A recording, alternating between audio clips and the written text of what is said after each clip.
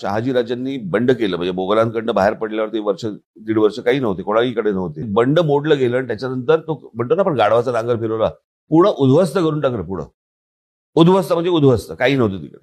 मग शहाजीराजे हे आदिलशाहीकडे गेले, मग त्याच्यानंतर ते बँगलोरला गेले. म्हणजे जिजाऊसाहेब आणि महाराज पण तिकडे होते बँगलोरला, आणि मग त्याच्यानंतर त्यांना पुणे परगणा मिळाला. आणि परगणा मिळाल्यावरती त्यांनी जिजाऊसाहेबांना आणि महाराजांना इथे पाठवलं. लाल महाल बांधल्यानंतर ते इथे आले. अख्खं पुढं उद्ध्वस्त झालेलं होतं, मंदिरं नव्हती, काही नव्हतं. आणि मग त्याला जिजाऊसाहेबांनी फरमान सोडलं, देव शोधा. सगळे दादोजी कोंडदेवांपासून सगळेजण होते, सगळे लागले कामाला देव शोधायला. जे माहिती त्याप्रमाणे एका याच्यात लिहिलेलं आहे की ठकारांच्या वाडियात मागच्या बाजूस एका कोणी आडात एक गणपती सापडला. तो गणपती ते घेऊन आले.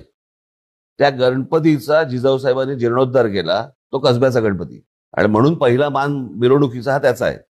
बरोबर आहे. आज तिथून